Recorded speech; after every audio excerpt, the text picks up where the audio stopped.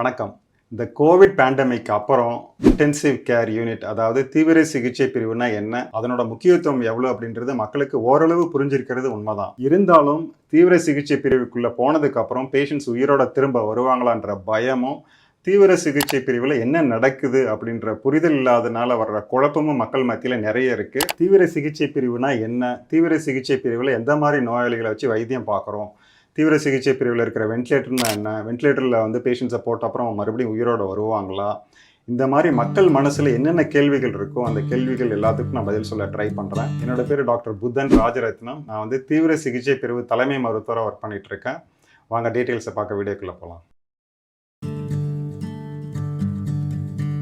முதல் கேள்வி, தீவிர சிகிச்சை பிரிவு அப்படின்னா என்ன? ரொம்ப சிம்பிளாக சொல்லணும் அப்படின்னா, தீவிர சிகிச்சை பிரிவு அப்படின்னா அதில் பேர்லேயே இருக்கிற மாதிரி ரொம்ப சீரியஸாக ரொம்ப மோசமாக இருக்கிற நோயாளிகளை வந்து ட்ரீட் பண்ணுற வைத்தியம் பார்க்குற இடத்துக்கு பேர் தான் இன்டென்சிவ் கேர் யூனிட். கொஞ்சம் விளக்கமாக சொல்லணும் அப்படின்னா, நம்ம உடம்புல நிறைய உறுப்புகள் இருக்குது. உதாரணத்துக்கு நுரையீரல் இருக்குது, இதயம் இருக்குது, மூளை இருக்குது, கல்லீரல் இருக்குது, சிறுநீரகம் இருக்குது. இந்த மாதிரி உறுப்புகள் ஏதாவது செயலிழக்க ஆரம்பிக்கும் போது அதுக்கு வந்து சப்போர்ட் பண்ணுறதுக்கான வசதிகள் உள்ள இடம் தான் வந்து இன்டென்சிவ் கேர் யூனிட், தீவிர சிகிச்சை பிரிவு. உறுப்புகளுக்கு சப்போர்ட் பண்ணும் போது அதை தொடர்ந்து கண்காணிக்கிறதுக்கான மருத்துவ உபகரணங்கள் இருக்கிற இடமும் தான் இன்டென்சிவ் கேர் யூனிட். இந்த தீவிர சிகிச்சை பிரிவில் எத்தனை வகைகள் இருக்குது? உதாரணத்துக்கு சில பேர் ஐசியூன்னு சொல்கிறாங்க, சில பேர் சிசியூ அப்படின்னு சொல்கிறாங்க, சில பேர் ஐஎம்சியூ அப்படின்னு சொல்கிறாங்க. இதை நம்ம எப்படி புரிஞ்சுக்கிறது? ஒரு பெரிய ஹாஸ்பிட்டல்னால் அதில் நிறைய தீவிர சிகிச்சை பிரிவுகள் இருக்கிறது உண்மைதான். அவங்களுக்கு எந்த விதமான நோய் வந்திருக்கு, எந்த விதமான உறுப்பு பாதிச்சிருக்குன்றதை பொறுத்து அந்த ஐசியூவில் வச்சுருப்பாங்க.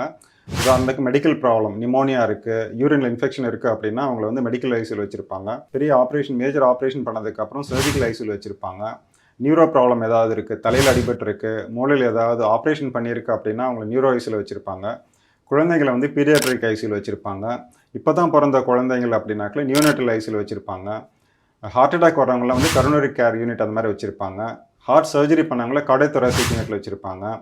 கல்லீரல் சம்மந்தமான ப்ராப்ளம் தான் லிவர் ஐசியூ அப்படின்னு இருக்கும். ஸோ ஹாஸ்பிட்டலோட சைஸை பொறுத்து, அவங்கள வசதிகளை பொறுத்து அங்கே இருக்கிற தீவிர சிகிச்சை பிரிவுகளோட நம்பர் மாறும். உதாரணத்துக்கு சின்ன நர்சிங் ஹோம் மாதிரி இடத்துல வந்து ஒரே ஒரு ஐசியூ தான் இருக்கும். எல்லா வகையான பேஷண்ட்ஸையும் அவங்க அங்கேயே மேனேஜ் பண்ணுவாங்க. ஹாஸ்பிட்டல் சைஸ் அதிகமாக இருக்குது, ரொம்ப பெரிய ஹாஸ்பிட்டல் அப்படின்னா அதில் நிறைய ஐசியூஸ் இருக்கிறதுக்கு வாய்ப்புகள் இருக்குது. இந்த தீவிர சிகிச்சை பிரிவில் என்னென்ன மாதிரி டாக்டர்ஸ் இருப்பாங்க, யார் யாரெல்லாம் அங்கே வந்து அந்த பேஷண்ட்ஸை மேனேஜ் பண்ணுவாங்க? முதல்ல டாக்டர்ஸ், தீவிர சிகிச்சை பிரிவில் இருக்கிற டாக்டர்ஸ் வந்து அதை பற்றி தனியாக படிச்சுட்டு அதை பற்றி தனியாக பயிற்சி அளிக்கப்பட்ட டாக்டர்ஸ் இருப்பாங்க. அவங்க பேசிக் டிகிரி வந்து அனஸ்தீசியாலஜியாக இருக்கலாம், பொது மருத்துவமாக இருக்கலாம், பல்மனாலஜியாக இருக்கலாம், நுரையீரலை பற்றி படித்த டாக்டர்ஸ், அப்படி இல்லாட்டி பீடியாட்ரிக் ஐசியூவில் வந்து குழந்தை மருத்துவம் படித்த டாக்டர்ஸ் இருப்பாங்க. ஸோ அவங்க அதுக்கப்புறம் இன்டென்சிவ் கேர் அதாவது தீவிர சிகிச்சை பிரிவை பற்றி தனியாக படித்து அது பயிற்சி அளிக்கப்பட்டு வந்திருப்பாங்க. அதே மாதிரி தான் வந்து ஸ்டாஃப் நர்சஸ், அவங்களுக்கும் இன்டென்சிவ் கேரில் அவங்க ஒர்க் பண்ணி அதுக்கு தனியாக ட்ரைனிங் கொடுத்துருப்பாங்க. அதுக்கப்புறம் ஃபிசியோதெரபிஸ்ட் இருப்பாங்க, அதுக்கப்புறம் டயட்டீஷியன்ஸ் இருப்பாங்க. இந்த மாதிரி நிறைய பேர் வந்து அந்த கேரில் வந்து இன்வால்வ் ஆகிருப்பாங்க. அதுவும் இல்லாமல் எல்லா ஸ்பெஷாலிட்டி டாக்டர்ஸும் தேவையாக இருக்கும்போது வந்து பார்த்துட்டு அவங்க ஒப்பீனியன் கொடுத்துட்டு போவாங்க. General medicine, general surgery, pulmonology, cardiology, neurology, endocrinology, rheumatology, இந்த மாதிரி எல்லா விதமான ஸ்பெஷாலிட்டி டாக்டர்ஸும் நமக்கு தேவையாக இருக்கும்போது வந்து பார்த்துட்டு போவாங்க அந்த பேஷண்ட்ஸை. தீவிர சிகிச்சை பிரிவில் என்ன விதமான ட்ரீட்மெண்ட் கொடுக்கப்படும், அதை பற்றி கொஞ்சம் உதாரணம் சொல்ல முடியுமா? நான் முதல்ல சொன்ன மாதிரி உறுப்புகள் செயலிழக்க ஆரம்பிக்கும் போது அந்த உறுப்புகளுக்கு வந்து சப்போர்ட் பண்ணுறதுக்கு அதை தீவிரமாக கண்காணிக்கிறது தான் இன்டென்சிவ் கேரில் முக்கியமான வேலை. உதாரணத்துக்கு நுரையீரல் செயலிழக்க ஆரம்பிக்கும் போது, நிமோனியா வந்தாவோ, கோவிட் இன்ஃபெக்ஷன் நீங்கள் பார்த்துருப்பீங்க, அவங்களுக்கு வந்து ஆக்சிஜன் லெவல் கம்மியாகும், மூச்சு வேகமாக விடுவாங்க. ஸோ அந்த மாதிரி ரொம்ப உயிருக்கு ஆபத்தான நிலையில் இருக்கும்போது அவங்கள இன்டிபேட் பண்ணி வென்டிலேட்டர் மெஷின்ற அந்த சப்போர்ட்டை வந்து நுரையீரலுக்கு கொடுப்போம். அது ஒரு வகையான சப்போர்ட். ஹார்ட் அட்டாக் வந்து ஹார்ட்டு சரியாக பம்ப் பண்ண முடியலன்னா அதுக்கு வந்து பிபி கம்மியானா பிபிக்கு மெடிசன்ஸ் கொடுக்கறது, அந்த பம்பிங் இன்க்ரீஸ் ஆகிற மாதிரி மருந்து கொடுக்கறது, இந்த மாதிரி ஹார்ட்டுக்கு ஒரு சப்போர்ட் கொடுப்பாங்க. உதாரணத்துக்கு கிட்னி சரியாக வேலை செய்யலை, யூரின் சரியாக வரல, உடம்புலேருந்து அந்த டாக்ஸின்ஸ்லாம் வெளியே போகல அப்படின்னா அதுக்கு வந்து டயாலிசிஸ் பண்ணி அந்த சப்போர்ட் கொடுப்பாங்க. இந்த மாதிரி எல்லா விதமான உறுப்புகளுக்கும் சப்போர்ட் இருக்கும். அதை வந்து அந்த சப்போர்ட் பண்ணதுக்கப்புறம் அதை வந்து தொடர்ந்து கண்காணிக்கணும். 24 hours எவ்ரி மினிட் வந்து அதை மானிட்டர் பண்ணிகிட்டே இருக்கணும். அதுவும் ஒரு முக்கியமான வேலை. அதுக்கப்புறம் வந்து எக்ஸ்ட்ரீம் சப்போர்ட்ஸ், அதாவது நுரையீரல், இதயம், இது ரெண்டுமே செயலிழக்கிற மாதிரி இருந்தால் எக்மோ மாதிரியான சப்போர்ட்டும் வந்து இன்டென்சிவ் கேர் யூனிட்டில் தான் தருவாங்க. தீவிர சிகிச்சை பிரிவை பற்றி மக்கள் சொல்கிற ஒரு மெயின் கம்ப்ளைண்ட் என்னென்னா, அதை உள்ளேயே விடமாட்டேன்றாங்க.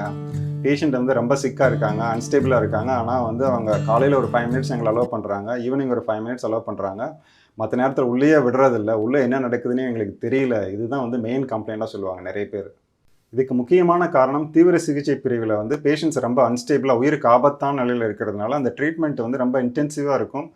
நிறைய ட்ரீட்மெண்ட் போயிட்டுருக்கும். ஒரு பேஷண்ட்ஸுக்கே வந்து 10, 15 மெடிசின்ஸ் போயிட்டுருக்கும்.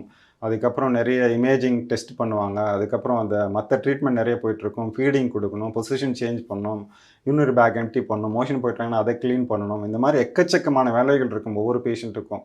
இந்த மாதிரி அவங்க பார்க்கும்போது நீங்கள் அடிக்கடி போய் தொந்தரவு பண்ணிட்டு இருந்தால் அவங்களுக்கு வந்து ப்ராப்பரான கேர் கிடைக்காது பேஷண்ட்ஸுக்கு. இதுதான் ஒரு முக்கியமான காரணம்.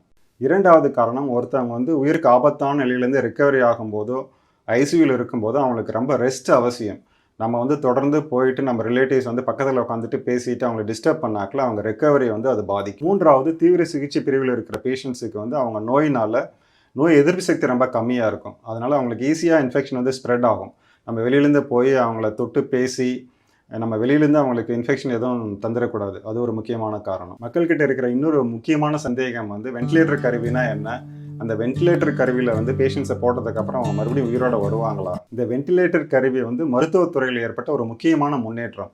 இந்த வென்டிலேட்டர் கருவியால் நிறைய பேர் வந்து உயிர் காப்பாற்றப்படுறாங்க. இப்போ இருக்கிற மருத்துவ முன்னேற்றத்தில் 80% மேலே வந்து வென்டிலேட்டரில் போகிற பேஷண்ட்ஸ் வந்து வெளியே வந்துடுவாங்க. ஸோ அந்த எந்த பேஷண்ட்ஸ் வெளியே வருவாங்க, எந்த பேஷண்ட்ஸ் வெளியே வரமாட்டாங்கன்றது வந்து அவங்க பேஸ்லைன் ஹெல்த் ஸ்டேட்டஸை பொறுத்து இருக்குது, எந்த விதமான நோய் வந்திருக்குன்றதை பொறுத்து இருக்குது. உதாரணத்துக்கு ஒரு யங்கான பேஷண்ட்ஸு நிமோனியாவில் பாதிக்கப்பட்டிருக்காங்க, அவங்கள வென்டிலேட்டரில் போட்டால் அவங்க வர்றதுக்கு வாய்ப்புகள் அதிகம். அதுவே வந்து ஒரு 80 வயது 90 வயது இருக்கிறவங்களுக்கு வந்து கிட்னி ஃபெயிலியர் ஆகி வேறு ஏதாவது நிமோனியா வந்து யூரினரி இன்ஃபெக்ஷன் வந்து அவங்க வென்டிலேட்டரில் போனாங்கன்னா அவங்களுக்கு வர்றதுக்கு வாய்ப்புகள் குறைவு. அதே மாதிரி தலையில் அடிபட்டு ஒரு சின்ன வயசு பையன் வந்து நினைப்பில்லாமல் இருக்கும்போது அவங்கள வென்டிலேட்டரில் வச்சு அவர் வென்டிலேட்டர்லேருந்து வெளியே வர்றதுக்கு வாய்ப்புகள் ரொம்ப அதிகம். ஸோ அது எந்த விதமான நோயினாலும் அவங்க வென்டிலேட்டரில் வைக்கப்படுறாங்க, அவங்களோட ஏஜ், இது ரெண்டும் பொறுத்து அவங்க வந்து வென்டிலேட்டர்லேருந்து வெளியே வர்றதுக்கு வாய்ப்புகள் எவ்வளோன்னு நம்ம சொல்ல முடியும். நிறைய பேருக்கு இருக்கிற இன்னொரு சந்தேகம், நீங்கள் தீவிர சிகிச்சை பிரிவில் போனாவே உங்களுக்கு இன்ஃபெக்ஷன் வந்துடும், அங்கே நிறைய பாக்டீரியா வைரஸஸ் சுற்றிக்கிட்டே இருக்கும், உள்ளே போனாவே உங்களுக்கு இன்ஃபெக்ஷன் வந்துடும், நிறைய பேர் வந்து சந்தேகப்படுவாங்க. தீவிர சிகிச்சை பிரிவுக்கு உள்ளே போனாவே இன்ஃபெக்ஷன் வந்துடும் அப்படின்னு நினைக்கிறது வந்து உண்மை கிடையாது. தீவிர சிகிச்சை பிரிவில் இருக்கிற பேஷண்ட்ஸுக்கு வந்து இன்ஃபெக்ஷன் வர்றதுக்கு வாய்ப்புகள் அதிகம். அதுக்கு காரணம் வந்து அவங்க நோயினால் அவங்க உடம்பு எதிர்ப்பு சக்தி ரொம்ப கம்மியாக இருக்கும். அதுக்கப்புறம் அந்த தீவிர சிகிச்சை கொடுக்கறதுக்காக அவங்களுக்கு நிறைய டியூப்ஸ் இருக்கும். உதாரணத்துக்கு வென்டிலேட்டரில் இருப்பாங்க, சென்ட்ரல் லைன் போட்டிருக்கோம், யூரின் வரத்துக்கு டியூப் போட்டிருக்கோம். அதனால அது வழியாக இன்ஃபெக்ஷன் அவங்களுக்கு போகிறதுக்கு வாய்ப்புகள் இருக்குது. நம்ம பார்க்க போகிறவங்களுக்கோ இல்லாட்டி அந்த தீவிர சிகிச்சை பிரிவில் வேலை செய்கிற டாக்டருங்களுக்கோ ஸ்டாஃப் நர்ஸஸுக்கோ அந்த இன்ஃபெக்ஷன்லாம் வருமானு கேட்டால் இல்லை.